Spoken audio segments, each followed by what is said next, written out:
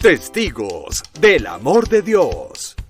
Dispuestos a escuchar y encarnar la palabra del Señor, perseverantes y anclados en las promesas del cielo, convencidos que Jesús es el camino, la verdad y la vida, y todo lo demás son callejones sin salida. Testigos, el sí de valientes a Dios, ayer, hoy y siempre.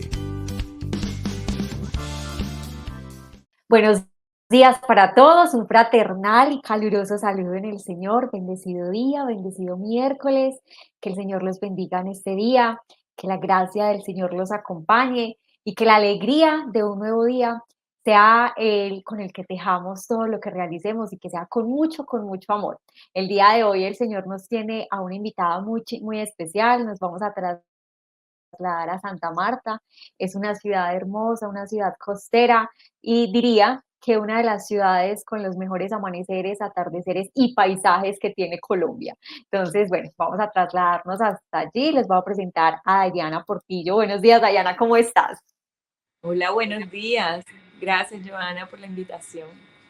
Gracias por estar aquí con nosotros, por compartir en este espacio y por prestarle la voz al Señor que va a hablar en esta mañana a través de ti, a través de la historia, de todo lo que ha hecho en tu vida y a través de ti.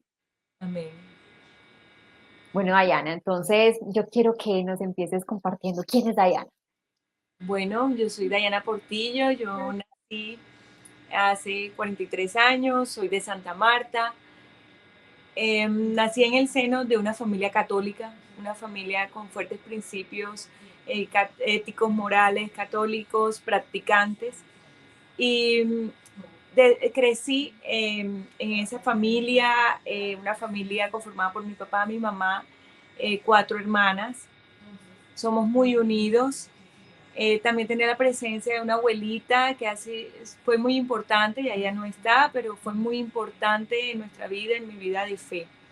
Crecí, tuve una adolescencia normal, estuve estudiando en un colegio de monjitas aquí en Santa Marta. Eso me ayudó también a afianzar mucho más mi fe, mi amor por María. Y transcurrió mi adolescencia, hice pregrado de psicología en la universidad aquí en Santa Marta también. Conocí entonces, haciendo esas prácticas, a un oficial del ejército, piloto, y comenzamos una relación de noviazgo. Esa relación era al principio entre Santa Marta y Bogotá, me radiqué después en Bogotá, decidimos casarnos, me propuso un matrimonio y nos casamos por la iglesia. Fue un matrimonio muy bonito, fue un momento muy especial en mi vida. Decidimos no cuidarnos para poder tener así, poder cuidar los preceptos de la iglesia, que era no utilizar métodos anticonceptivos, y pues quedé embarazada como al mes de haberme casado. Como sobre el 8º mes, yo tenía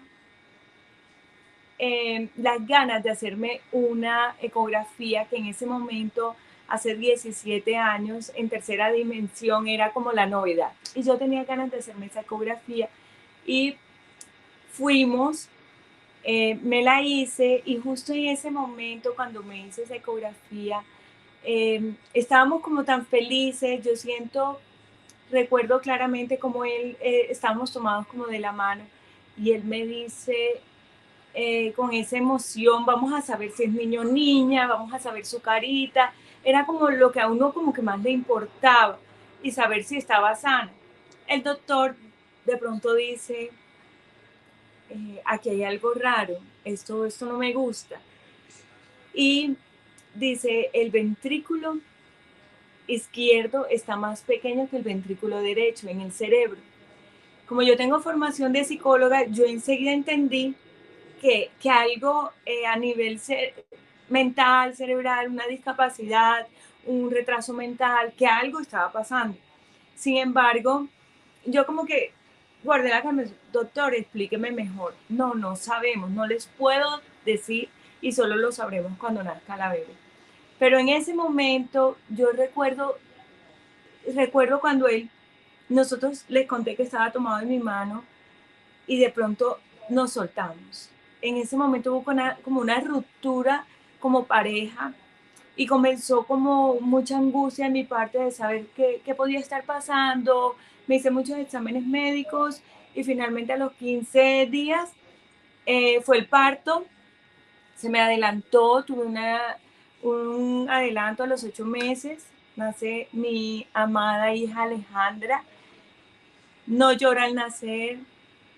Eh, Nace muy pequeña, muy baja de peso.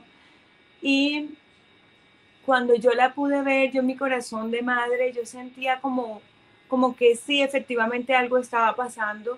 El doctor se acerca y nos dice, hay una alta posibilidad de que ella tenga síndrome de Down.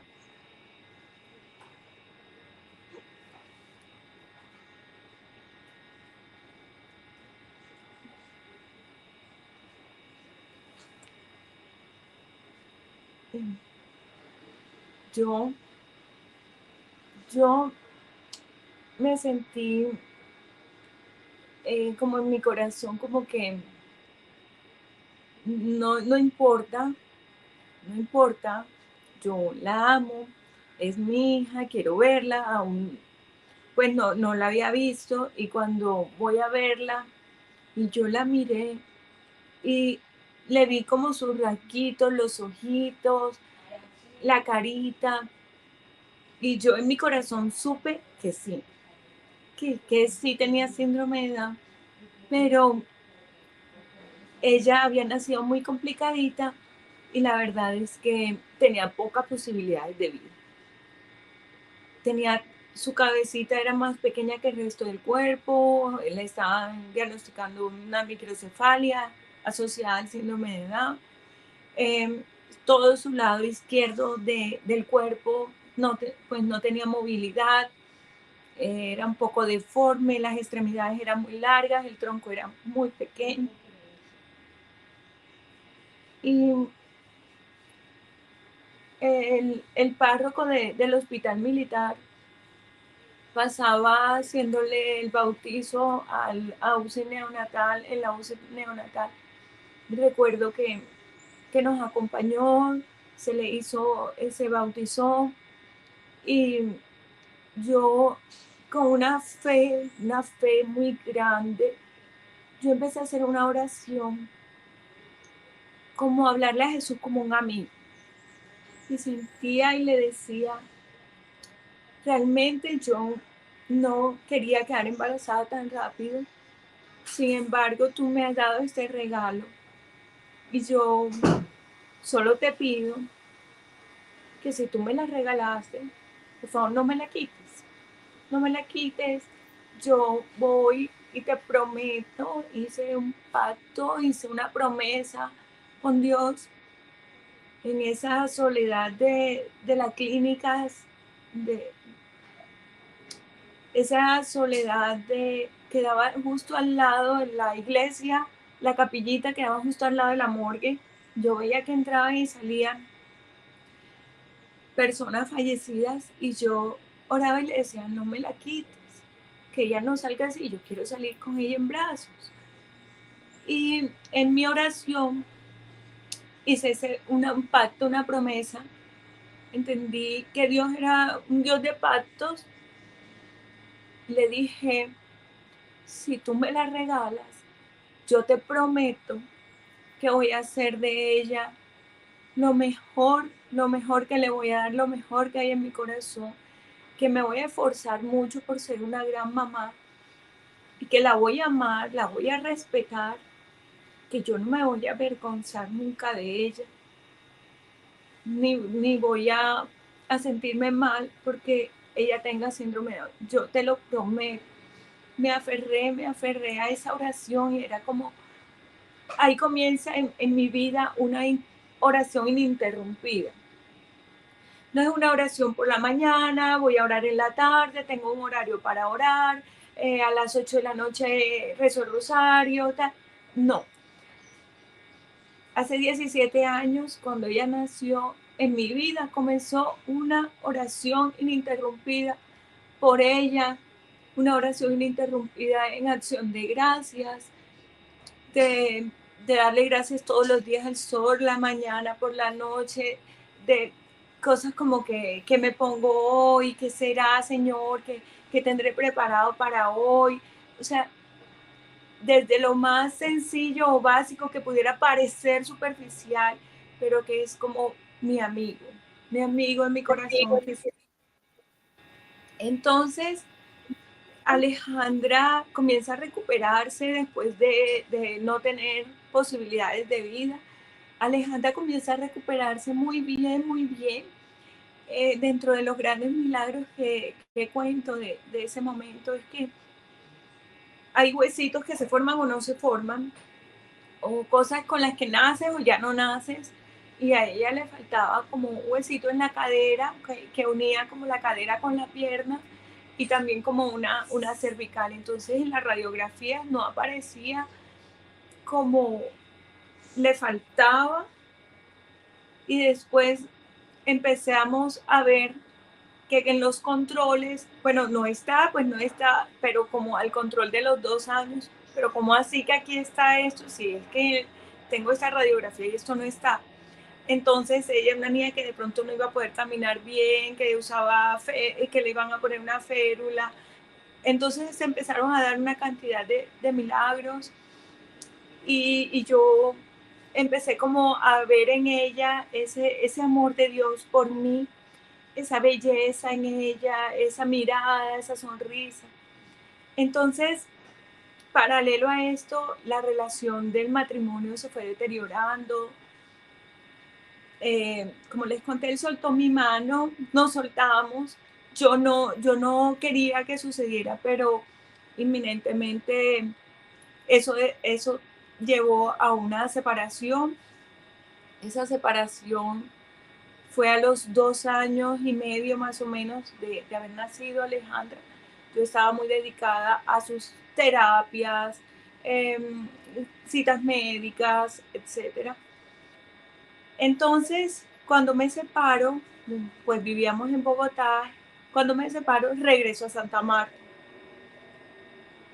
Supero como unos 6 meses de una depresión, de entender que el matrimonio que yo había soñado para toda la vida, que yo me había casado para toda la vida, esos principios de los que les hablé, fuertes principios católicos, que pues ya no podía ser.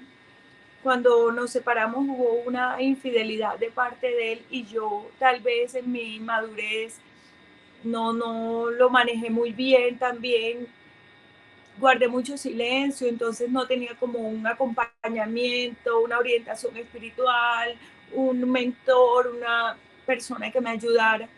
Entonces, en una discusión nosotros nos separamos.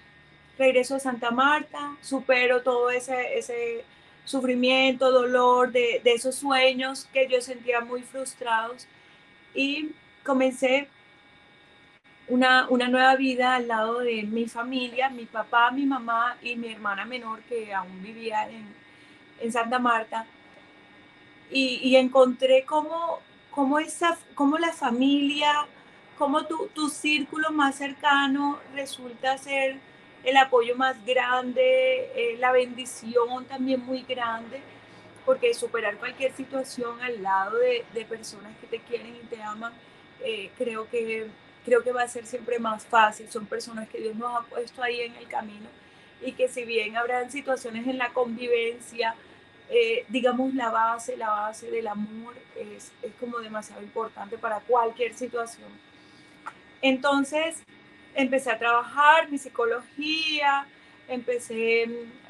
ocupé unos puestos importantes a nivel, en la alcaldía, a nivel departamental. Trabajé mucho en mi psicología como ayudando, digamos, a víctimas de violencia intrafamiliar, a víctimas, a personas con intentos de suicidio, habitantes de calle. Hicimos un trabajo muy lindo durante muchos años. Bueno, entonces después, eh, a los 3 años más o menos, tuve una nueva relación. Eh, Conocí a alguien que en la ciudad para el medio en el que yo estaba, un político reconocido de la región, una persona que también tenía unos principios católicos, que profesaba mi misma fe, empezamos una relación que fue una relación al comienzo muy bonita, pero que con el tiempo se fue tornando una relación muy tormentosa, teníamos muchos problemas, los altos cargos públicos que de pronto ocupaban, siento yo que de alguna manera eh, permearon algunos de sus formas de ser y eso empezó a traer muchos roces entre nosotros. En esos momentos pues nos, nos separamos, ya yo había hecho una solicitud para la nulidad del matrimonio católico con el papá de mi hija. Para esos años, esa nulidad salió, fue favorable. Um, digamos que sentí que yo seguía como esa línea de agradar a Dios, en esa línea de buscar siempre estar a su lado. Me separo, que era como una relación no éramos una pareja, no vivíamos juntos, pero sí yo sentía que era una relación muy estable, esa relación termina y yo ya han pasado 8 años desde que un día llegué a una comunidad muy linda que impactó mucho mi vida. Para esos momentos de la separación yo llegué a Emmaús. Emmaús empezó como, si bien yo siempre he sido muy católica, Emmaús me abrió como otras puertas, otras posibilidades de conocer mucho más y amar mucho más a Dios y a Mamita María. Entonces, en ese camino de Emmaús, que han pasado 8 años, he servido, he ido a muchas ciudades a llevar como un mensaje hablándoles de mi hija, hablándoles de cómo Dios nos ama a través de los hijos, de cómo ver una situación, un diagnóstico en nuestros hijos, cómo verlo de una manera linda, de una manera, eh, ver cómo Dios nos ama a través de ellos. Diana, ¿y cómo llegaste a Emaús? ¿A quién te llevó? ¿Quién te invitó? ¿Cómo te diste cuenta de esa comunidad? Bueno, esa comunidad estaba naciendo en Santa Marta hace 9 años. Eh, eh, esa persona, ese novio que yo tenía, lo invitaron, participa como en el primer retiro de toda la ciudad. Cuando él llega, llega como muy decidido a que nuestra relación termina y yo quería y sentía como una gran necesidad. Yo decía, pero ellas tienen como una alegría, yo estoy pasando por esta ruptura y me siento como tan triste, como, o sea, yo quisiera experimentar lo que ellos están experimentando, esa alegría por Dios, esas ganas de servir, como yo las veía como muy hermosas, yo sentía que el Espíritu Santo las hermoseaba y yo quería tener esa alegría, yo quería tener esa paz. Y ahí comencé como a buscar un cupito y terminé, como en Santa Marta no habían, porque apenas estaba llegando, me consiguieron un cupito en Cali. En Cali ya iban por el retiro 47 cuando yo lo hice y acá apenas iba por el retiro 1 de mujeres. Entonces, de esa manera llegué a una comunidad muy bonita con unos sacerdotes muy, muy bonitos que me empezaron a orientar y que me empezaron a llevar en un nuevo proceso de duelo de una relación sentimental. Entonces, estos 9 años he sido como, digamos, he apoyado mucho a personas que han estado como en situaciones similares a mí y he tratado siempre de llevar ese mensaje que les decía, ese mensaje de Dios que está en mi corazón, de esas oraciones interrumpidas, de mis devociones y digamos que es una comunidad de la que nunca quisiera alejarme. Sigo entonces contándote que en todos estos años, hace ya como 3 años, comencé a hacer mucho ejercicio. Me había costado mucho, en la historia de mi vida me había costado mucho hacer ejercicio, tener disciplina. Me había costado mucho alimentarme muy saludablemente. Digamos, en la costa hay como muchas delicias y todas son como frituras.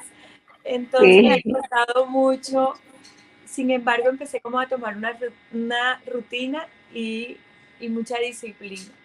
Empecé a trotar. Recuerdo mucho, hay una canción que me gusta mucho cuando yo troto. Sé que es un cantante que no es católico, pero me gusta mucho su letra cuando dice eh, que caminando va viendo la vida de otra manera. Cuando va trotando, va viendo el paisaje, va caminando, va orando, le va dando gracias a Dios. Y dice un pedacito, ayer te vi, y te vi en los ojos de un niño de la calle. Entonces yo hago mis oraciones muy lindas en mi corazón cuando voy trotando, viendo a cada persona. Entonces siento que hago como mucha intercesión porque es como que veo a un abuelito en la calle, entonces yo, ay, el abuelito va solo, no tiene un nietecito o alguien que lo acompañe, Señor, dale la fuerza, Señor, y me voy en una oración con esa persona. Y de pronto sigo trotando y de pronto veo a alguien vendiendo mangos. Entonces yo, que hoy venda todos sus mangos, Señor, acompáñalo, dale la fuerza si lo veo triste, alegrale su corazón. Entonces, digamos, comencé como ese estilo de vida muy saludable, más que por una estética o por sentirme que tengo el cuerpo, más que por todo eso era como un alimento para mi alma. Entonces, venía así de una vida en la que yo sentía que realmente era muy feliz, muy agradecida con Dios, seguía en esa comunidad, apoyando mi parroquia, participando activamente de muchas actividades bueno, que hay a nivel católico en la diócesis. Y bueno, mi hija pasa un mes de cada año con su papá, porque así que lo acordamos el día de la separación.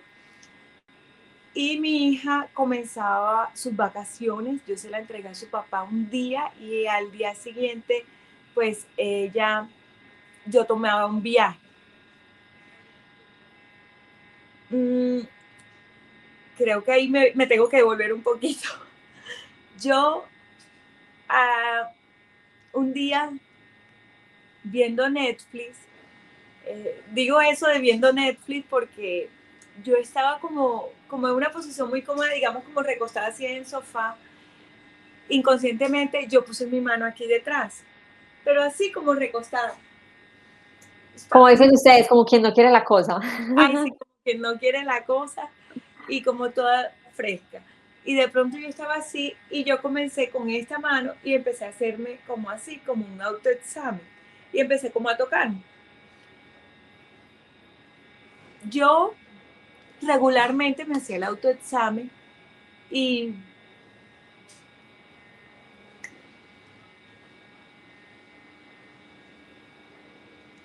Tranquilo.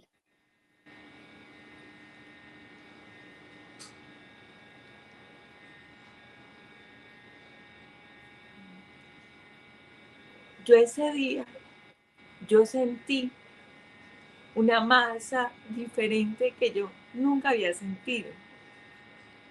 Como me lo hacía regularmente, yo sabía, me conocía un poco y cuando me lo hice yo dije, esto es diferente y en mi corazón dije, no me gustó. Pasaron como, fue un fin de semana y yo rápidamente me fui a un ginecólogo y especialista en cáncer. Me fui, me hizo unas pruebas, me miró, me mandó unas radiografías, todo ese conjunto de cosas. Él me dijo, tú tienes unos fibroadenomas, eso es normal, son benignos. Mi recomendación es que tú te hagas una cirugía, te limpian, busca un cirujano para que te quede bien, bien bonito y te hacen una limpieza de esos fibroadenomas y ya. Él me dijo así y yo bien no quedé como, yo quedé convencida, bueno, si él me dijo que estoy bien, pero yo sentía como algo de, no sé por qué, esto sí me parece raro, y empecé a sentir como unas pullitas, como algo que se me metía como, por ejemplo, de aquí para adentro y de abajo hacia adentro, entonces era como, chus, se me hacía así. Y de aquí era como, chus. Y yo sentía, ay. Y de pronto yo estaba hablando y yo, ay. Pero, dice, esto es raro, no tendría por qué dolerme. Entonces, fueron pasando como los días, pasaron como 15 días y una tía sobreviviente de cáncer de mama me dice, no te quedes con un solo concepto. Mira, te he conseguido una cita con el mejor mastólogo de toda la costa para que él te mire. Yo como que, perfecto, gracias, listo. Estaba yo al día siguiente en esa cita y cuando llegué le dije a ese mastólogo, yo le dije, doctor, yo vengo aquí a buscar un segundo concepto porque me han dicho que usted es el mejor mastólogo de toda la región y yo necesito que revise mi caso. Y él me dice, no, el mejor médico no soy yo, el mejor médico es Dios. Y en ese momento hubo como una conexión y yo dije, estoy en el lugar que tenía que estar, o sea, estoy con la persona que tenía que estar. Inmediatamente él me toca y me dice, no me gusta, solo tocándome. Me dice, no me gusta. Sin embargo, ellos ahí tienen todo. Me hizo la radiografía enseguida y me dijo, la única manera para saberlo es una biopsia y un truco. Te lo tengo que hacer enseguida. Me hicieron esas dos funciones y él me dice, en 15 días estarán los resultados. Si en 15 días, pues te llamo y te cuento, vete tranquila, pero quiero que sepas que estamos al frente de un caso con alta sospecha de un SEA de mama. Y en el momento, cuando él me dijo eso, yo como que, ok, perfecto, dígame doctor qué tengo que hacer, estoy lista para hacer lo que usted me dice. Entonces me dijo, sí, en 15 días te llamo.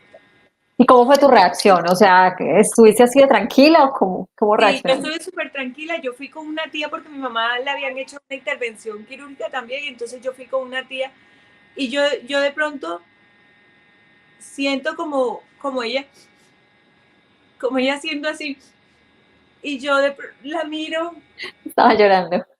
claro, y yo la miré como, pero no, a mí no me dieron ganas de llorar, no sentí en ese momento eso y era como que, dígame qué tengo que hacer y sí tragué como profundo, como, ok, ok. Entonces le digo, yo tengo un viaje ya programado, era ese mes del que les había hablado que mi hija pasa con su papá y ya yo tenía un viaje planeado, ya se va cada mes y yo he tomado eso como una oportunidad. Antes sufría mucho como que, ay, se va mi hija y ahora en los últimos años es como una oportunidad para también hacer viajes, cosas. Contigo misma, un espacio Sí, para ti.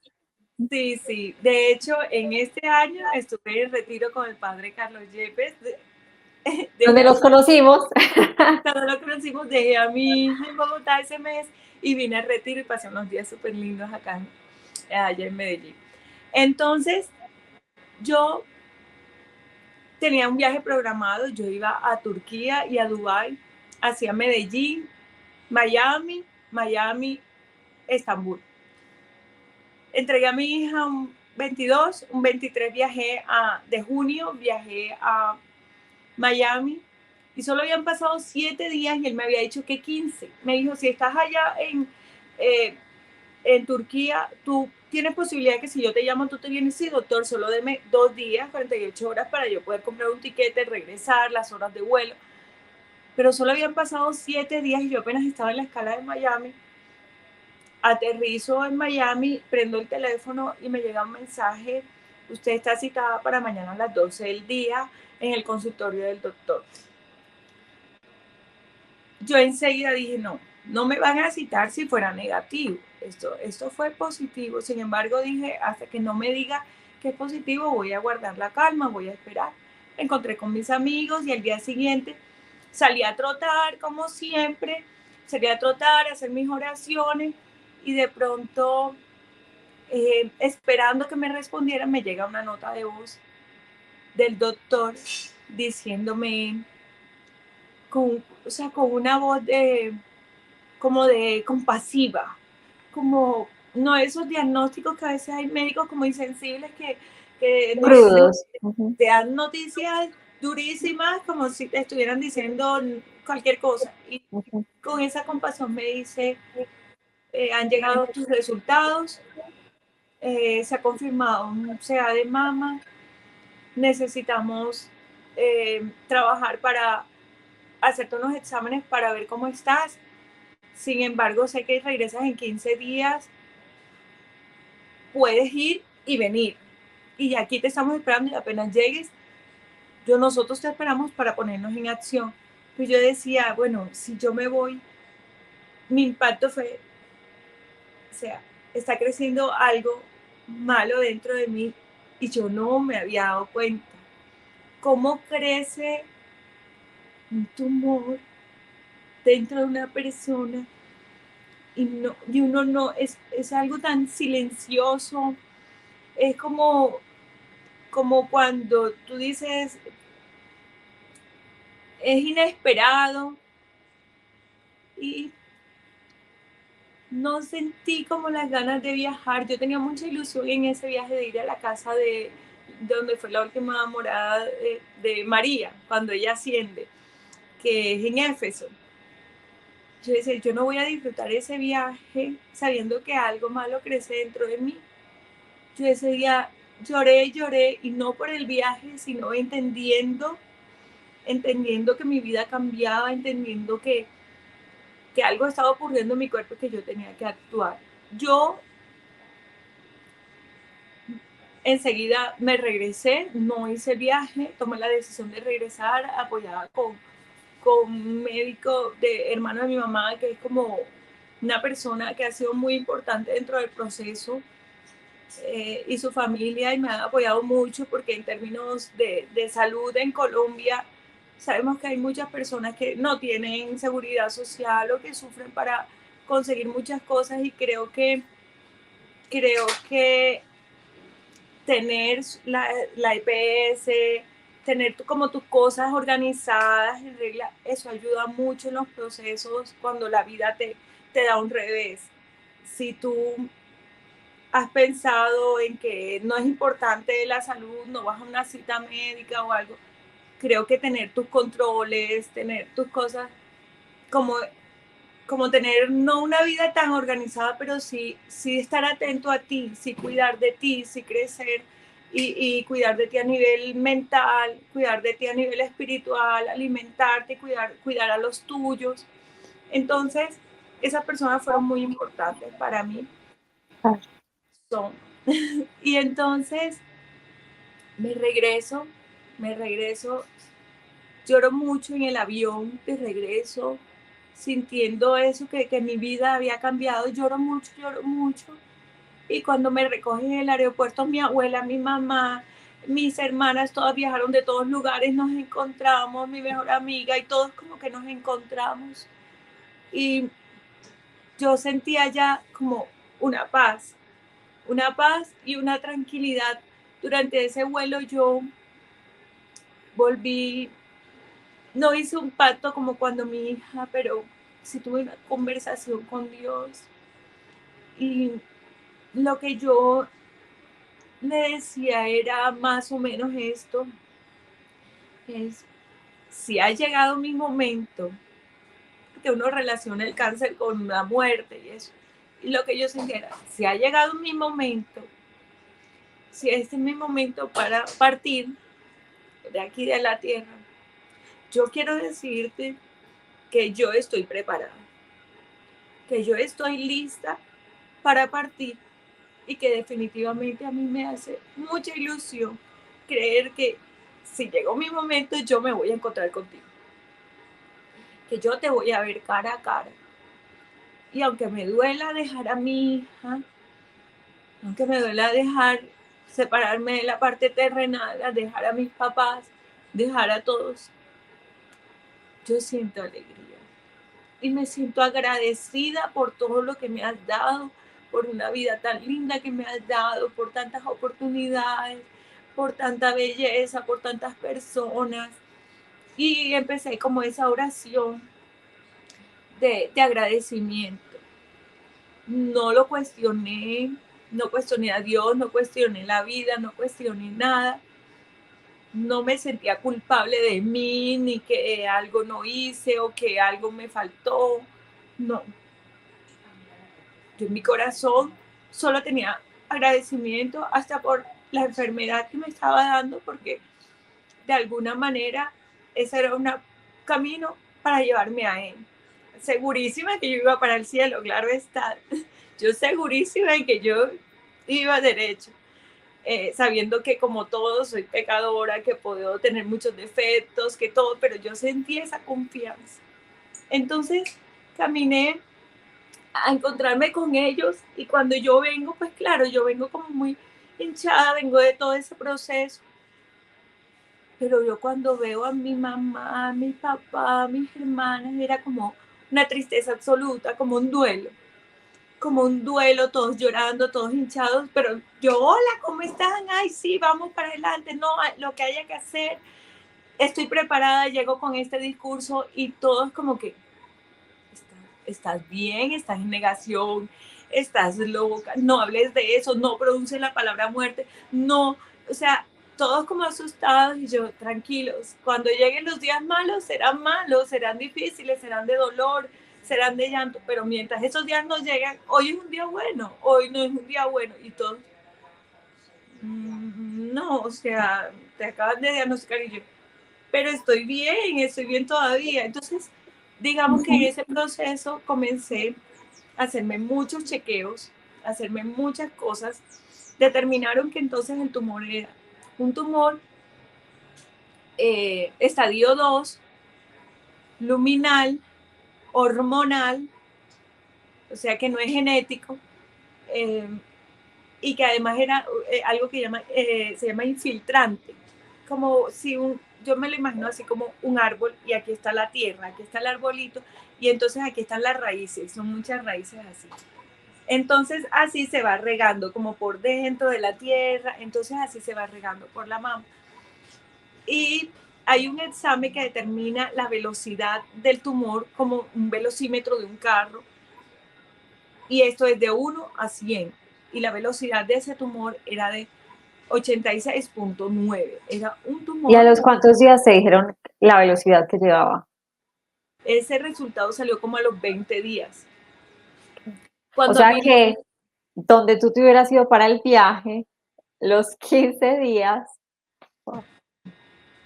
claro, el día que yo debería estar regresando de Turquía, ese día a mí me estaban haciendo la primera quimioterapia.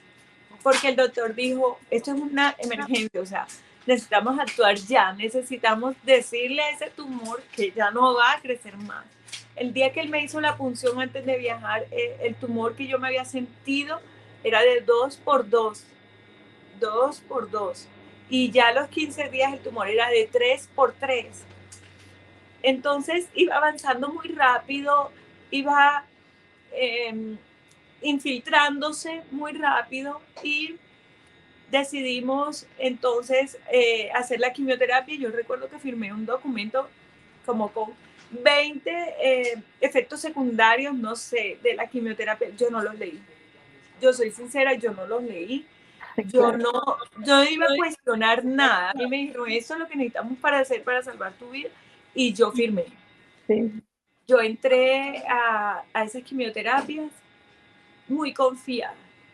El día anterior a la primera quimioterapia, yo me preparé. Tengo un baúl con mis cosas de valor. Entonces yo me hice todo el tratamiento en Cartagena, yo soy de Santa Marta, entonces tengo un baúl con las cosas importantes. Y esas cosas importantes son una virgencita, unas estampitas, eso es mi cofre de valor. Y de pronto ahí encontré que yo 6 años atrás había estado en Tierra Santa y había comprado en el monte de Getsemaní un aceite. Y yo encontré una botellita de aceite. La miré, decía Getsemaní, venía la oracioncita Y enseguida me fui a Google a buscar y decía la oración que Jesús hizo en el huerto. Y yo me apropié de esa palabra y la tomé para mí. Y dice, Señor, aparta de mí este cáliz, pero que no se haga mi voluntad sino la tuya. Y envió un ángel a fortalecerme. Y yo entendí que yo iba a pasar ese vía crucis, que después de esa oración Jesús atraviesa. Yo me aferré a esa palabra y en mi mente solo hacía esa oración y empecé y atravesé todas las quimioterapias, echándome ese aceitico en la zona afectada, me lo echaba en mis manitos y con mucha fe y mucha confianza, con esa frase, ese versículo y sobre todo ofreciéndole a Dios mis sufrimientos por mi propia salvación, por la salvación de las personas que amo, por las personas que pasaban en la quimioterapia conmigo. Eran 50 personas en la sala, muchas personas como yo. Decía yo, justo en este momento hay personas que están igual que yo, que no se pueden parar de la cama, que ya vomitan todo, que no pueden comer, que perdieron su cabello.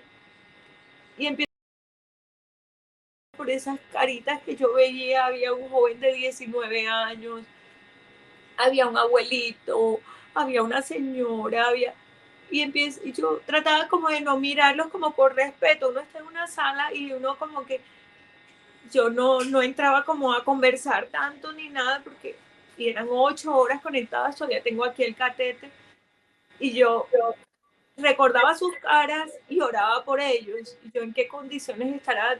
Yo tengo a mi familia, que fue demasiado importante el proceso, que me cuidaron, que me sacaban las citas, que iban por mí a hacer las vueltas, que tanto amor, que me buscaban los medicamentos, que buscaban cuáles eran las mejores cosas para comer, los alimentos, que me programaban.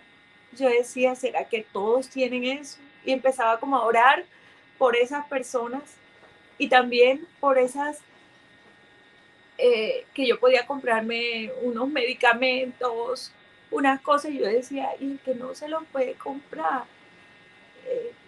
Yo decía, no puedo hacer ahora mucho por ellos, pero y esa persona, Señor, el que no puede comerse esa comida especial. Bueno, atravesé todas mis quimioterapias, perdí en la primera, fueron 16 quimioterapias en la primera, entre la primera y la segunda. Pasé la transición, yo tenía un cabello largo, usaba como el cabello rubio, como con muchas ondas, y pasé una transición con el cabello por aquí, corto.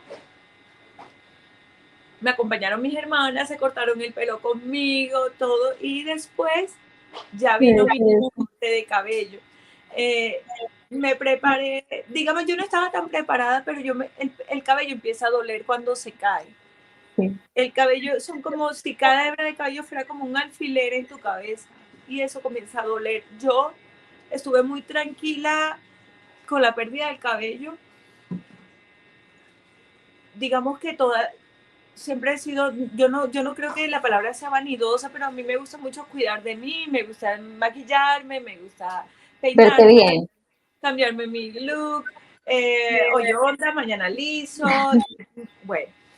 Sin embargo, nunca lo vi como un problema. Yo siempre pensé que es como, esto es transitorio, esto tiene que suceder, esto es lo que me va a salvar a mí la vida en términos médicos, esto es lo que yo tengo que hacer, esta es mi parte. Y ni por esto voy a renegar a Dios, ni por esto voy a sentirme frustrada o triste. Y yo me miraba al espejo y yo, sí, estoy como maluquita. Yo me miraba sin cejas, sin pestañas, sin cabello, pero eso no me provocaba un sufrimiento.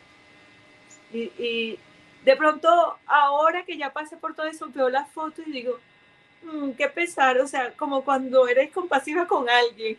Y yo tal vez conmigo no tuve esa oportunidad y de pronto ahora las miro y yo, ay, a veces me da como un sentimiento de, ay, estaba como tan acabadita, yo comencé en 57 kilos, llegué a 50, me adelgacé mucho, bueno, todo lo vomitaba, todo me dolía, el cuerpo duele demasiado, las quimioterapias son demasiado fuertes, entiendo que no todo el mundo logra atravesar bien ese camino, pero gracias a Dios yo lo atravesé con mucha fe y terminé las quimioterapias en diciembre del año pasado, terminando, me dieron un mes para que mi cuerpo se desintoxicara, hicimos un viaje familiar y de celebración del fin de las quimioterapias y nos fuimos como 22 personas de mi familia a celebrar, visitamos la Virgen, fuimos a Panamá y fuimos a la catedral, visitamos la Virgen, hicimos mucho turismo, que era algo que me gustaba hacer y ya tenía mucho tiempo que no podía hacerlo. Mi cuerpo se empezó como a recuperar y a preparar para una cirugía. En febrero me hicieron una cirugía de unas 8 horas más o menos, 2 cirujanos plásticos, el mastólogo que me había diagnosticado al principio, y esa cirugía ya había atravesado como todo, ya se había superado la calamidad, pero digamos que hay gente que hace las quimioterapias y cuando las termina se dan cuenta que el tumor no dejó de crecer, sino que al contrario creció más, que las quimioterapias no le hicieron efecto, etcétera. O sea, podía pasar cualquier cosa. Entonces yo estaba como a la expectativa. Entré a mi cirugía muy tranquila. Cuando despierto, me dio como mucha ansiedad, como que me desperté y yo veía todo borroso y yo no sabía si yo estaba viva o muerta. Y yo veía borroso y yo estoy en el cielo o estoy todavía aquí en la tierra. Sí. Y yo como que, claro, me devuelvo un poco y es que mi hija solo pasó un mes, de resto, mi hija regresa de ese mes de vacaciones y ella atraviesa todo el proceso conmigo. Ella sufrió, quiero hablar de ella porque a pesar de su síndrome de Down, ella tiene una gran conciencia, ha desarrollado una gran, digamos, habilidad para escuchar, para entender. Y sufrió mucho al principio, me decía cosas como que lloraba mucho y decía, mamita, si tú te mueles, ¿qué va a pasar yo? ¿Qué va a pasar en mí? Yo muelo también. Y era como, pero yo nunca le dije la palabra cáncer. Entonces, un día almorzando, mamá, tú tienes que comer. Si no come, eso es malo. Tú tienes cáncer. O sea, ella cuando me dijo eso, yo, mamá, tú no tienes pelo, tú igualita cara, niños con cáncer, que yo he visto. Y ella además estaba viendo como que algo en Netflix, entonces me dijo, no sé quién en esta película se está viendo. Y yo, entonces, digamos que ella maduró mucho, aprendió mucho, cuidó de mí, igual que mis papás, que mi familia, mis hermanas, venían de todas partes y todos se concentraron en apoyarnos a ella y a mí. Nos hicieron turnos mientras yo estaba en las quimioterapias o los días que estaba mal. Ellas hacían turnos para cuidar a mi hija, para cuidarme a mí. Digamos que fue demasiado importante y por eso no quería omitir esta parte. Entonces, tengo ya la cirugía, que es este año, pasan 3 meses de mucho reposo. Esa cirugía me sacaron todas las mamas y lo que hacen es que de la espalda me sacan un músculo, me hicieron la mastectomía total, me quitaron los 2 senos, eso solo era en un seno del izquierdo, pero me la hicieron en los dos, me quitan toda la parte del seno y de la parte de atrás de la espalda me sacan el músculo y me lo rotan por debajo y me lo ponen aquí abajo. Y de aquí, de esta parte de acá, me sacan el músculo y me lo ponen aquí para sujetar unas prótesis porque me hicieron la reconstrucción. Y de la espalda también me sacaron la piel para hacerme como la areola. son unos científicos, unos genios. Dios les ha dado tanta inteligencia, tanta sabiduría. Cuando salgo de la cirugía, me va a visitar el mastólogo que les hablé de que yo no soy el mejor médico es Dios. Me visita y yo le digo, doctor, yo no sabía si yo estaba viva o muerta, yo siento una presión aquí en el pecho, yo siento... Y el doctor, con esa escucha, con esa empatía de la que les hablé, esa compasión, me dice, has atravesado un camino largo, has atravesado, y como tú eres deportista, te lo voy a poner en tus términos, tú hiciste una carrera, cuando yo te di el diagnóstico, tú has sido una de mis mejores pacientes, la manera como lo has asumido, todo el proceso y todo. Y cuando yo te di el diagnóstico, tú hiciste como que, y empezaste a correr, a correr, a correr, a correr. Y ya cuando todo está bien, sales de una cirugía súper exitosa, sales muy bien, es como si cruzas la meta y caes, y ya ahí comienzas como a soltar el aire que tomaste y comienzas como, ya estoy del otro lado, ahora puedo respirar. Y empezó como a acompañarme, a decirme que mi fuerza en Dios, que mi valentía. Y yo decía, yo no he querido ser así, yo no me he propuesto ser así. Siento que ese ángel que Jesús eh, pidió en su oración, ese, que no pasara ese, no atravesara eso, digamos que a mi Dios también me lo concedió. Y es aquí donde yo digo que si lo hizo conmigo, también lo puede hacer contigo, y lo puede hacer con todos nosotros si creemos. Yo atravesé todo eso porque yo tenía ese ángel que Él me envió para fortalecerme. Ese ángel hacía que yo durante todo el proceso no dejara en mi convalecencia, cuando me sentía bien, yo iba a misa, comulgaba, visitaba el Santísimo. Yo soy devota de toda la vida de Jesús de la Divina Misericordia. Tomé para mí muy profundamente su oración de, de la sangre de Cristo, y la tomé para mí y fue mi fuerza y será siempre mi, cuando dicen que guerrera o eres una guerrera de la vida, siento que no es exactamente el término en el que yo entiendo lo que me pasó, pero que la gente lo vea así, puedo entender, o sea, uno tiene que, una lucha y sale adelante, pero realmente el mensaje que yo quiero dar es que no hay una guerra, no hay una lucha, no hay una batalla, sino hay un Dios que te acompaña, un Dios que te ama, que te consuela, un Dios que entiende que atraviesas por ese camino. Entonces, ya estos 3 meses pasaron, estoy bien.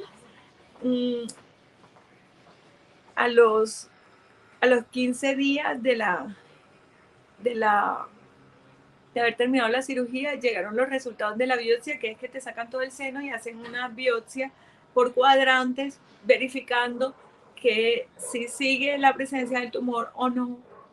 Y ese médico, que les digo empático, todos los 15 días la mira y ve los resultados. Yo normalmente no leía nada de los resultados, pero la noche anterior yo los vi. Y son como 8 ítems. Y decía, por ejemplo, presencia en piel, presencia del tumor en cuadrante tal, presencia del tumor, son como 8 ítems. Y todas tenían delante la palabra no. Es decir, no presencia de tumor en piel, no presencia de tumor en cuadrante, no presencia de tumor en, no sé, tantas cosas, eran 8 ítems. Y yo en mi corazón, yo, no tengo nada, no tengo nada, no tengo nada, gracias Dios, gracias, gracias, gracias por esta oportunidad, gracias por la vida. Yo empecé a agradecerle tanto a Dios, y al día siguiente, él con los resultados en la mano me dice, Dios te ama mucho, Dios te ama demasiado, mira estos resultados. has tenido una evolución. Yo no quiero pensar si tú te hubieras quedado con ese primer diagnóstico, ¿qué te hubiera pasado? Si tú te hubieras ido a hacer una cirugía, eso hubiera sido fatal para ti. Te hubieran abierto y con ese tumor, eso hubiera sido fatal. Entonces, quedo como tan agradecida con Dios, quedo como tan feliz, y me entero también que ese médico es ministro extraordinario de la Eucaristía y que por eso esa empatía, ese amor por las personas, por su vocación de médico, y eso me llegó mucho al corazón, que la especialista, la cirujana plástica, devota de la Virgen del Carmen, o sea, muchas cosas muy lindas pasaron. Y mi mensaje, dentro de todo lo que he querido dejarles hoy, es que yo sé que hay muchas personas que no sobrevivieron. Hay muchas personas, tú probablemente me estás escuchando, si tu mamá ya no está, si tu papá ya no está por cualquier tipo de cáncer, por algo. Yo realmente quisiera pensar que uno no tendría que atravesar todo esto para sentirse tan amado por las personas que están a tu alrededor, para sentirte amado por Dios, para saber realmente cuál es tu fuerza, todo eso que yo había crecido espiritualmente, había crecido como persona, para todo eso sirvió para estar aquí. Y yo sé que hay muchas personas que en ese mismo crecimiento o en ese mismo camino de pronto ya no están, pero esas personas están en presencia de Dios. Ten la confianza que el propósito de ellos se cumplió y que su legado tiene que quedar en el corazón de cada uno de ustedes. Y que hay otros como yo, que Dios nos regala una segunda oportunidad para seguir cumpliendo su propósito, que yo estoy descubriendo, que estoy eh, tratando de entender para poder ayudar a otros o para llevar este mensaje de fuerza, de esa fuerza en Dios, no de esa fuerza interna, sino de esa fuerza que solo te da Dios, de esa fortaleza que solo podrás a través de Él, como dice Filipenses.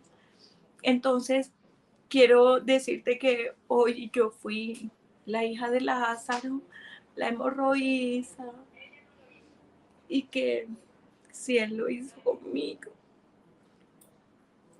si Él lo hizo conmigo, yo sé que también lo va a hacer contigo, y solo necesitas tener mucha fe y mucha confianza y atravesar la prueba con esa confianza en Él.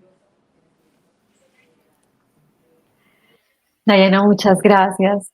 Gracias por tus palabras, por tu mensaje, por tus enseñanzas, por la valentía, por cómo nos narraste la historia, por hacernos partícipes de todo este proceso, por abrir el corazón, de verdad. Muchísimas gracias.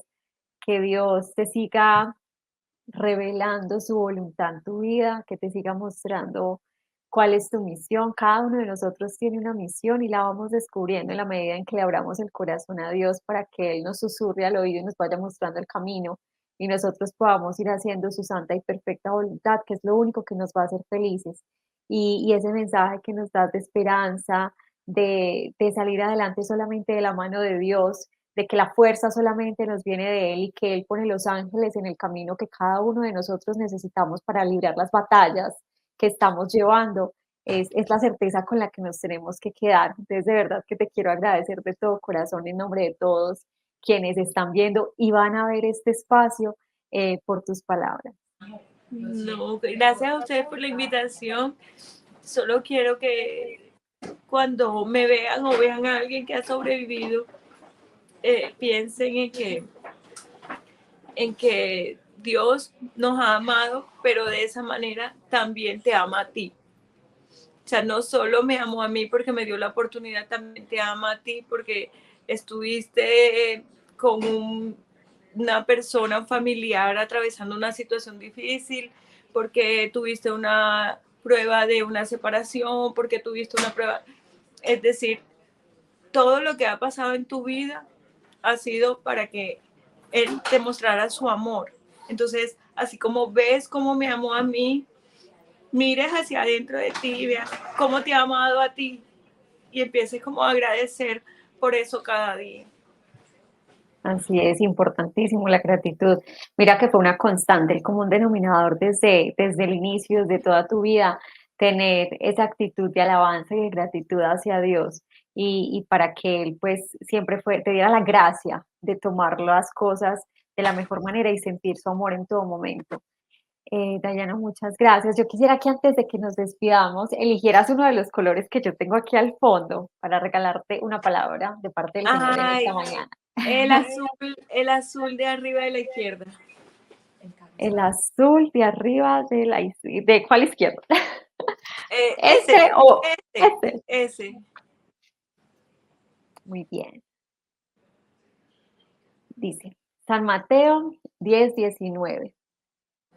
No se preocupen ustedes por lo que han de decir o cómo han de decirlo, porque cuando les llegue el momento de hablar, Dios les dará las palabras.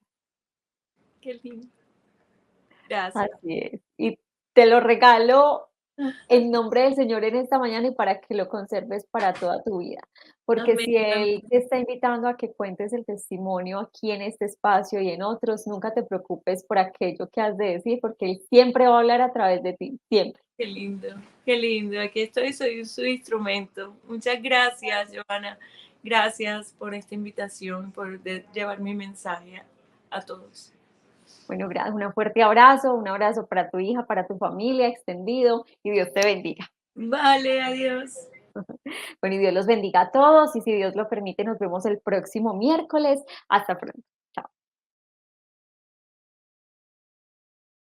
Dale clic en me gusta, suscríbete si aún no lo has hecho y selecciona la campanita para recibir las notificaciones de los nuevos videos.